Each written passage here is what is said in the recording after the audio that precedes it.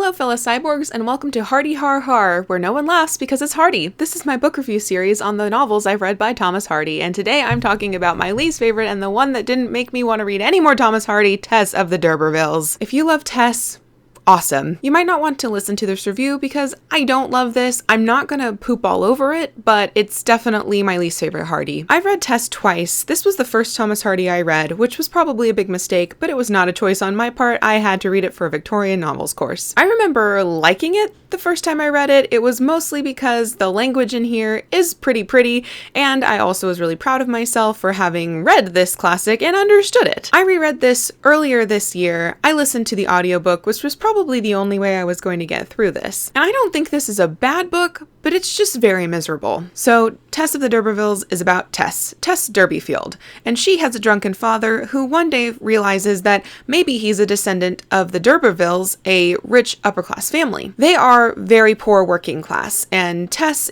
works on farms. I think she's a dairymaid if I remember correctly. Her father gets this great idea that she should go introduce herself to the D'Urbervilles and see if they can financially help them out or something. But then Tess catches the eye of her cousin Alec, and the book doesn't present it this way, but he rapes her. So Tess is now a fallen woman, and this book explores the consequences of it. So I guess the interesting thing about this is that Thomas Hardy posits Tess as a pure woman, and I think that is some form of that phrase is a subtitle in some editions of Tess. So in my opinion, this is Thomas Hardy telling the Victorians that even though you all perceive her as a fallen woman, she's better than all of you, she is pure, and our society is very judgmental and a little ridiculous. But within the book, Tess just keeps getting pushed down and pushed down and pushed down, and horrible things just keep happening to her. I guess the main three men in this story, her father, Alec, and Angel, are all just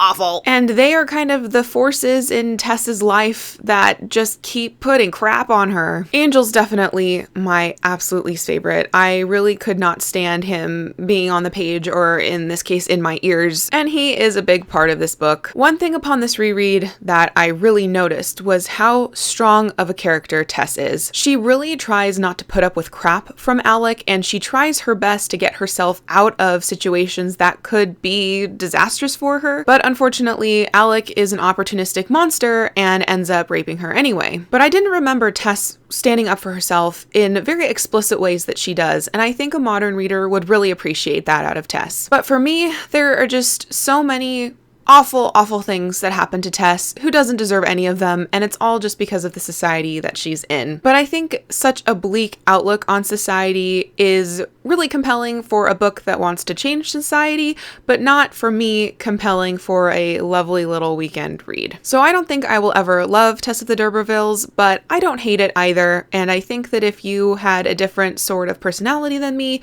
you could really enjoy what you find in here. So that's my least favorite Hardy so far. I don't think I will ever attempt to read Jude the Obscure because I hear it's even more bleak, and I don't think I could stomach that. Have you read Tess, and do you love it? And tell me why. I would love to hear why other people react to Tess differently than I do. Thank you for watching, and until next time, continue to be lovely.